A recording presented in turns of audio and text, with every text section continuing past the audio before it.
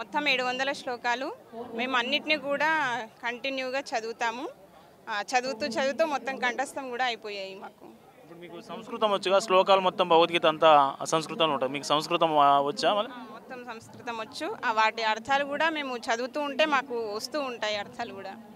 ఒక అందరు కలిసి ఒక శ్లోకం పాడతారా? ఓం శ్రీ పరమాత్మనే నమః. శ్రీమద్భగవద్గీత అథ పంచదశోऽధ్యాయः. పురుషోత్తమ ప్రయోగः.